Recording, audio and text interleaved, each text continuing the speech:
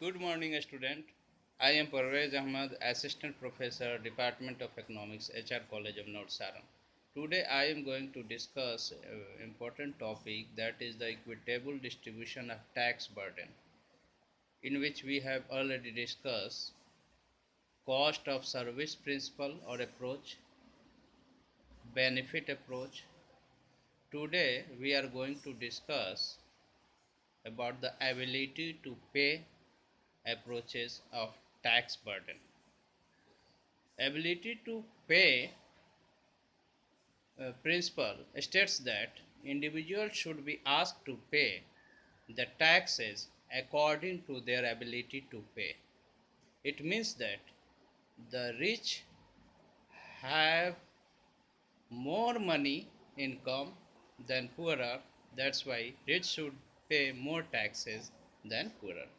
यानी कि जो रिच पर्सन है वो ज़्यादा टैक्स को पे करने की क्षमता रखते हैं क्योंकि उनके पास इनकम ज़्यादा है, तो उनको ज़्यादा टैक्स बर्डन बियर करना चाहिए क्योंकि उनकी एबिलिटी टू पे ज़्यादा है। और गरीब के पास कम एबिलिटी टू पे होता है, इसलिए जो लोअर इनकम ग्रुप है उनको कम से कम टैक्स लगना चाहिए।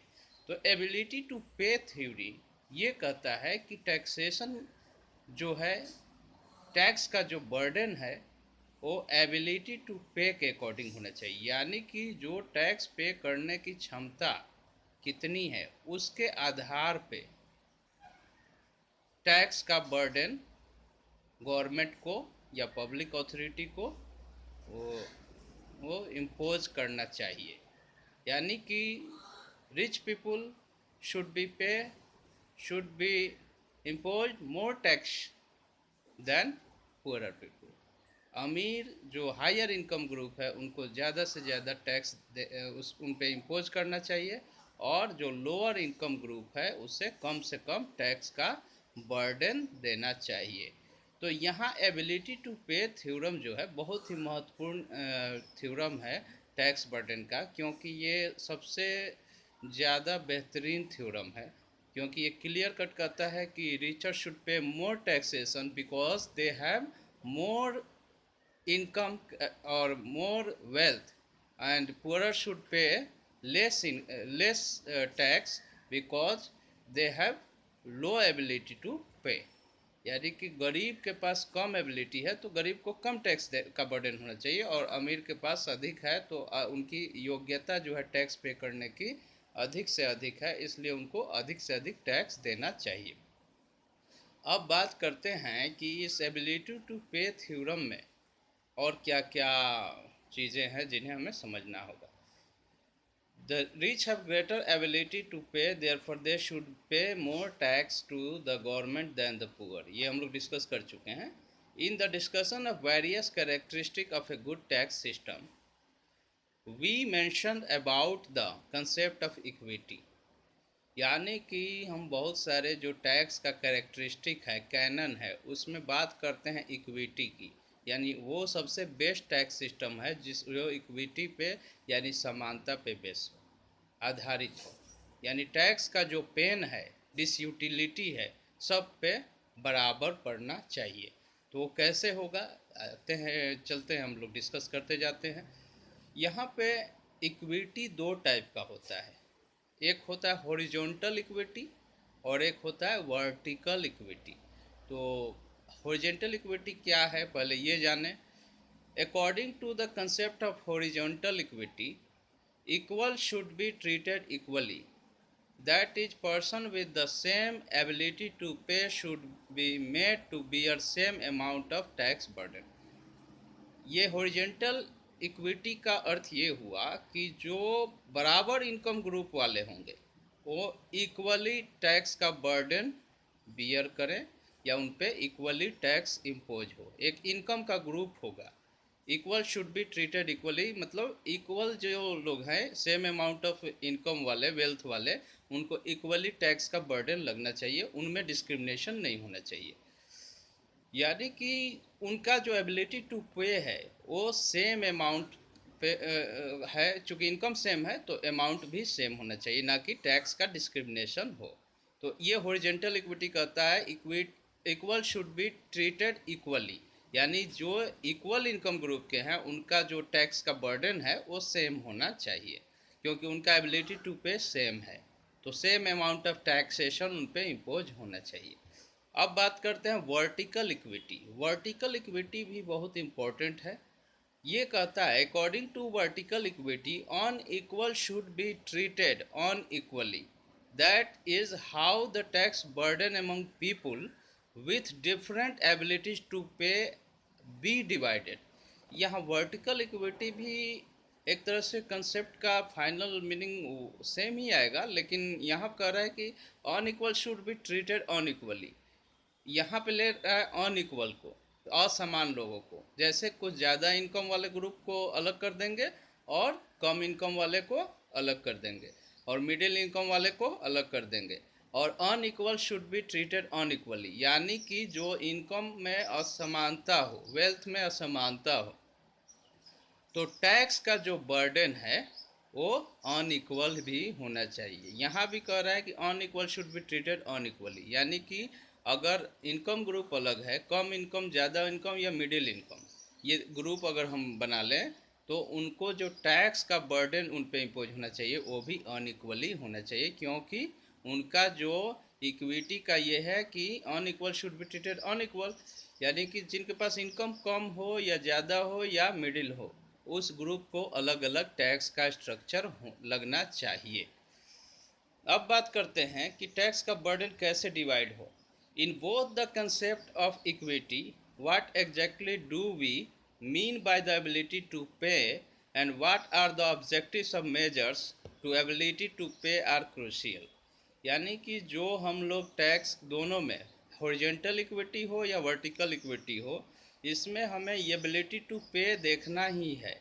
उसके साथ साथ जो हमें ये डिसाइड करना होगा क्या उद्देश्य होना चाहिए टैक्सेशन का, और मेजर्स कैसे करेंगे एबिलिटी टू पे, ये बहुत ही महत्वपूर्ण है, क्योंकि बिना उद्देश्य का, बिना मेजरमेंट का हम लोग टैक्स को एबिलिटी टू पे प्रिंसिपल से भी डिसाइड नहीं कर पाएंगे। तो मेजरमेंट और ऑब्जेक्टिव्स दोनों देखने होंगे। Some have explained the ability to pay treating it as subjective concept।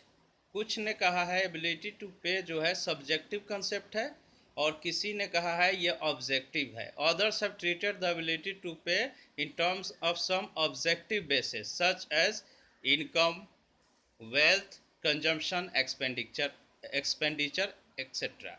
यानी कि कुछ ने कहा कि ये सब्जेक्टिव अप्रोच है, टैक्स जो लगेगा एबिलिटी टू पे के अकॉर्डिंग, यानी ये सब्जेक्टिव होता है, और एक है ऑब्जेक्टिव है, यानी जो ऑब्जेक्ट है उस पे लगेगा। जैसे इनकम है, इनकम एक तरह से बेस हो गया टैक्स का। अगर इनकम डिसाइड हो जाए कितना है जो सिटीजन्स हैं, तो उस पर डिसीजन लिया जा सकता है। दूसरा है वेल्थ। वेल्थ भी एक तरह से टैक्स का एक बेस है। और कुछ लोग कंजम्पशन, जैसे लग्जरियस गुड्स है, नेसेसिटी गुड्स है, या इन्फेरियर गुड्स है, जो इकोनॉमिक्स में अक्सर हम लोग डिस्कस करते हैं। तो अब उस बेस पे हमें डिसीजन लेना होगा कि टैक्स का एबिलिटी टू पे कंज्यूमर का क्या है।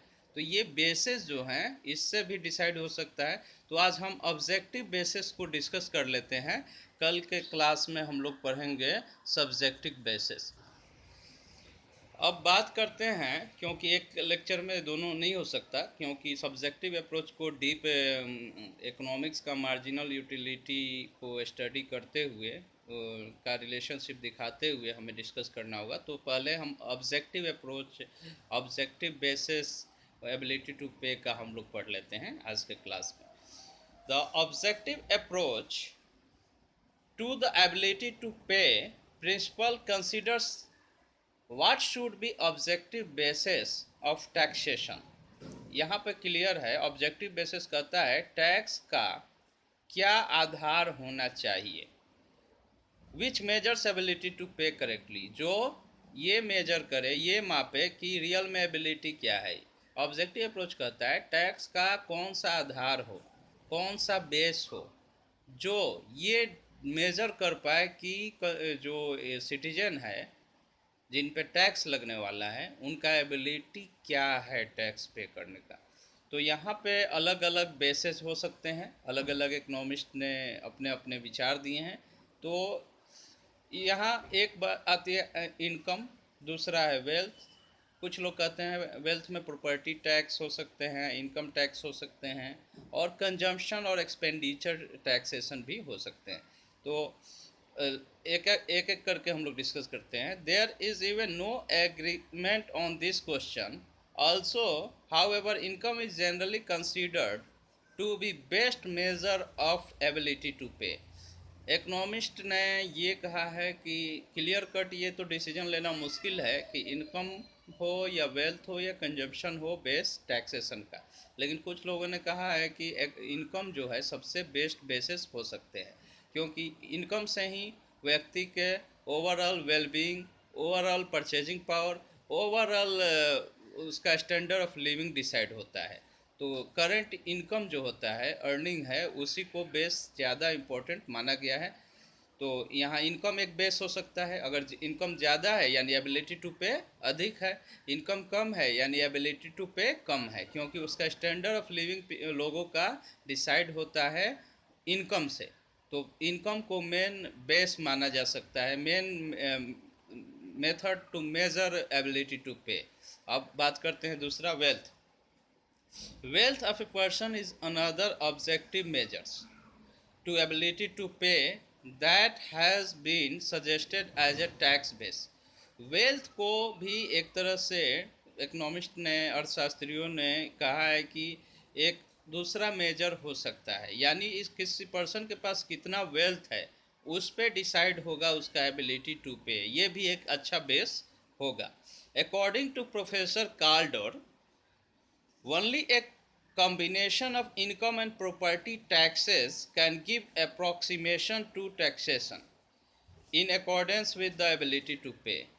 प्रोफेसर कार्ल्डन ने ये कहा है कि एबिलिटी टू पे को अगर हमें सही तरीक़ा से यूज़ करना है टैक्सेशन में, तो कॉम्बिनेशन लेना पड़ेगा, यानी संयुक्त रूप से इनकम और वेल्थ टैक्स दोनों को, यानी प्रॉपर्टी टैक्स दोनों को कंबाइंड रूप से अगर हम बेस माने तो ज़्यादा बेहतर एबिलिटी टू पे को शो कर सकता है, मेज़र कर सकता है। यानी जिनके पास इनकम हो, एबिलिटी टू पे हो, तो वो दोनों मिलाकर एक तरह से अच्छा टैक्स का स्ट्रक्चर एबिलिटी टू पे डिसाइड होगा, क्योंकि इनकम और वेल्थ दोनों स्टैंडर्ड ऑफ लिविंग को रिफ्लेक्ट करता है, लोगों के लाइफ स्टाइल को रिफ्लेक्ट करता है। More income more wealth, it means that more ability to pay. तो यहाँ पे टैक्स का बेस, इसको एबिलिटी टू पे से हम लोग को मेजर कर सकते हैं, यानी इनकम और प्रॉपर्टी टैक्स। तीसरा है according to other measurement of basis for taxation, Professor Calder has also advocated another base for taxation, that is expenditure tax or tax on consumption. Professor Kaldor ने यह भी कहा है कि अदर क्या हो सकता है कि कंजम्पशन को या एक्सपेंडिचर को भी टैक्स का बेस और एबिलिटी टू पे को मेजर करने का एक अच्छा मेथड हम मान सकते हैं, क्योंकि अगर किसी व्यक्ति का कंजम्पशन लग्जीरियस गुड्स पे ज़्यादा हो, यानी उस पर हम ज़्यादा टैक्सेशन इम्पोज कर सकते हैं, यानी एबिलिटी टू पे उन पे ज़्यादा होगा। लेकिन ज़िंदगी के जो मिनिमम नीड्स है, वो मैक्सिमम जो पुअर या लोअर मिडिल इनकम ग्रुप है उस पर एक्सपेंडिचर करते हैं, यानी कि उस पर कंजम्पशन टैक्स कम से कम रखें। तो यहाँ पे एबिलिटी टू पे कंजम्पशन पे भी लग सकता है, जो ये डिसाइड करता है कि किस आइटम को कंज्यूमर कंज्यूम कर रहा है। अगर नेसेसिटी गुड्स हो, इन्फीरियर गुड्स हो, तो उस पर लोअर टैक्सेशन इम्पोज करना चाहिए, और लग्जरी गुड्स हो तो उस पर अधिक से अधिक टैक्सेशन इम्पोज करना चाहिए, क्योंकि लग्जरियस गुड्स मैक्सिमम इनकम वाले हायर इनकम ग्रुप के जो पर्सन हैं, इंडिविजुअल हैं, वो लोग कंज्यूम करते हैं। तो यहाँ पे हम लोग बातें किए basis of taxation to measure ability to pay of a person, of a individual. यहाँ तीन चीज़ें बात की है, एक इनकम, दूसरा है वेल्थ और प्रॉपर्टी, तीसरा है कंजप्शन और एक्सपेंडिचर। ये एक बहुत ही बेहतरीन बेस है टैक्सेशन का according to objectives of taxation. यानी कि क्या ऑब्जेक्ट हो टैक्स का, बेस क्या हो। तो यहाँ पे एबिलिटी टू पे जो ऑब्जेक्टिव अप्रोच है क्लियर कर दिया, इनकम है, वेल्थ है और कंजम्पशन है। In 1958, on the recommendation of Professor Calder, expenditure tax was levied in India. 1958 में प्रोफेसर कार्डर के सजेशन पे इंडिया में एक्सपेंडिचर टैक्स लगाया गया था 1958 में। But after some years, it was withdrawn on the ground that it was difficult to administer it and also that the revenue from it was very small. लेकिन बाद में इसको विड्रॉ कर लिया गया गवर्नमेंट द्वारा, क्योंकि ये आसान नहीं था कि एक्सपेंडिचर टैक्स को सही से हम लगा पाएँ, इम्प्लीमेंट कर पाएँ और रेवेन्यू जनरेट करें। अब हम बात करते हैं कि जो टैक्स का एबिलिटी टू पे थ्योरी है वो समरी में डिस्कस करते हैं। एबिलिटी टू पे थ्योरी कहता है कि equal higher income individual should be have more ability to pay, that's why they should be asked to pay higher taxes. It means that higher income group have more ability to pay than lower income groups, so they should pay more taxation, they have more ability, and poorer should pay less taxation because they have less ability to pay। और यहाँ horizontal और vertical दो type का equity base taxation का structure है। तो horizontal कहता है equal should be treated equally, यानी सेम इनकम ग्रुप के लोग सेम इनकम टैक्स पे करें या कोई भी टैक्स पे करें, उनकी एबिलिटी टू पे सेम होता है, क्योंकि वो बराबर इनकम वाले के साथ डिस्क्रिमिनेशन नहीं होना चाहिए, वो सेम इनकम ग्रुप वाले को सेम टैक्स पे करना चाहिए। और वर्टिकल जो अप्रोच है वो कहता है unequal should be treated unequally, यानी कि ये भी वही कहता है कि अनइक्वल है, जो इनकम का जो डिफरेंस है अगर हो लोगों में, इनकम इनइक्वलिटीज़ हो, तो unequal should be treated unequally, यानी कि ज़्यादा इनकम वाले को टैक्स लगना चाहिए और कम इनकम वाले को टैक्स में छूट या टैक्स कम से कम लगना चाहिए, क्योंकि उनकी एबिलिटी टू पे कम होती है। और उसके बाद टैक्स का जो मेजरमेंट है एबिलिटी टू पे कैसे है, तो दो चीज़ें माना गया है, एक सब्जेक्टिव अप्रोच, एक ऑब्जेक्टिव अप्रोच। तो ऑब्जेक्टिव अप्रोच में हम लोगों ने डिस्कस किया इनकम हो सकता है पहला, दूसरा हो सकता है वेल्थ और प्रॉपर्टी, और तीसरा हो सकता है कंजप्शन और एक्सपेंडिचर। इसी के साथ इस टॉपिक को आज हम ख़त्म कर रहे हैं, क्योंकि सब्जेक्टिव अप्रोच को डिटेल में कल हम लोग स्टडी करेंगे। Thank you.